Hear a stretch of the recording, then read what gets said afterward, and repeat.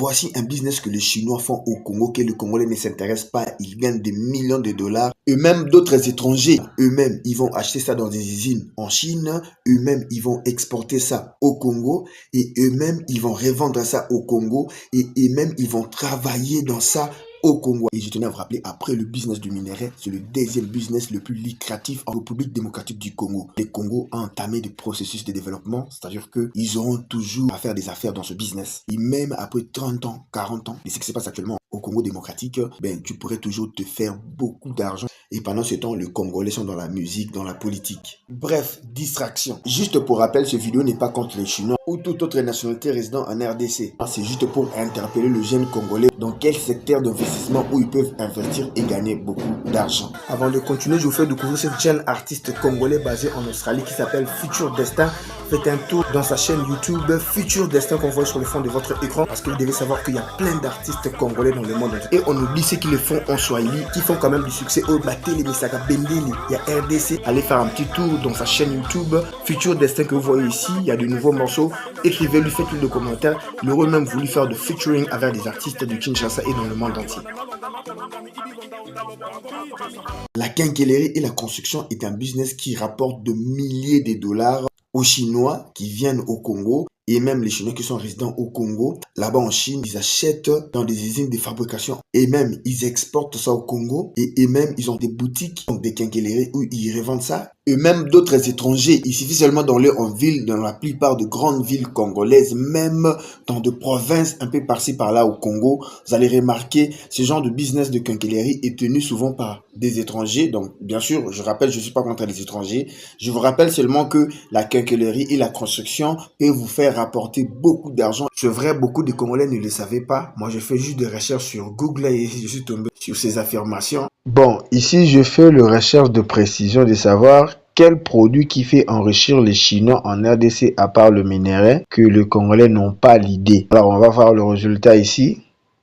Voilà, voici le résultat. Donc, en dehors de minerai, le secteur du commerce général du gros et détail de produits manufacturés, quincaillerie, matériaux de construction textile et articles en plastique est la principale source d'enrichissement de nombreux opérateurs chinois en RDC, reposant sur une maîtrise totale de la chaîne d'approvisionnement direct depuis l'Asie. Secteur lucratif hors mines, matériaux de construction et quincaillerie, la vente en gros des carreaux, tôles, ciment et fer à béton répond à une urbanisation galopante, bien que la consommation en bas coût, l'importation de produits électroniques, chaussures, vêtements et accessoires des téléphones, BTP et sous-traitance, le petit moyenne entreprise de construction et de voirie rafle de nombreux marchés locaux, commerce de gros alimentaires, la distribution de denrées de première nécessité ou de produits importés en gros volume.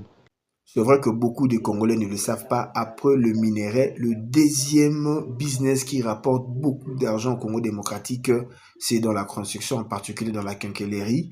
Et il y a même certains produits, si vous les ramenez au Congo, vous gagnez de l'argent. Je vous rappelle seulement ceci. Vous devez savoir qu'à chaque fois qu'il y a de grands projets gouvernementaux de construction, de routes, de chemins, on a toujours besoin des matériaux pour utiliser. C'est là où maintenant que ce business maintenant intervient. Vous devez savoir que partout au Congo actuellement, beaucoup de gens quittent des villages pour aller en ville, donc on a besoin de construire des maisons, il faut de matériaux, il faut de produits.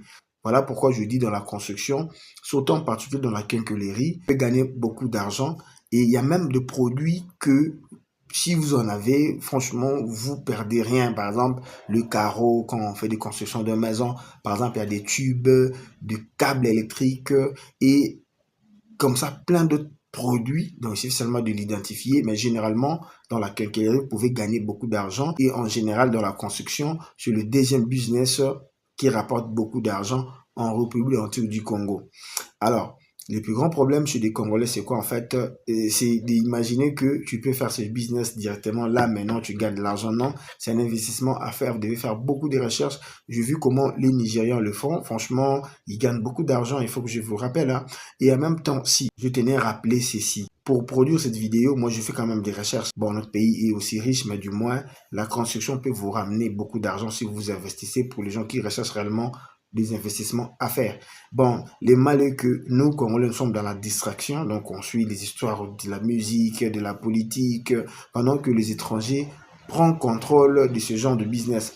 C'est vrai, je reconnais, je ne produis pas cette vidéo pour être contre les étrangers, mais du moins, j'interpelle mes frères congolais de savoir, surtout celles qui veulent vraiment investir dans la construction et surtout dans la quincaillerie, vous ne perdez absolument rien. Tous vos investissements peuvent vous rapporter de l'argent, il suffit seulement que vous soyez en connexion, en contact avec des gens qui construisent des maisons, vous puissiez faire de la promotion. Et c'est ce que les Nigérians font, ils ramènent de nouvelles trucs chez eux au Nigeria qu'ils trouvent en Chine et qu'ils achètent ça à des prix vraiment, je dirais concrètement, très bas. Et enfin, les Chinois ont quand même les avantages puisqu'ils sont chinois. Donc concrètement, dans leur famille, dans leur quartier, dans leur commune, là-bas en Chine, ils ont quand même des gens, des frères directement qui fabriquent ces genres d'histoires. Ils peuvent acheter peut-être par rapport à nous, voilà, Congolais. Mais du moins, il est très important que vous les sachiez. Après le business de minerai que tout le monde ne peut pas aussi faire, la construction vous ramène beaucoup d'argent. Il suffit seulement de faire un bon plan de business. Vous pouvez acheter vos produits en Chine et il y a plein d'entreprises chinoises qui veulent vraiment, des gens qui veulent faire du business avec eux. Et il n'y a pas seulement Kinshasa, la capitale, il y a les autres villes, Lubumbashi, Kindu, Mbandaka, Baraka, Vira et ainsi de suite. Vous pouvez aller aussi installer votre business. Il suffit seulement de s'y mettre.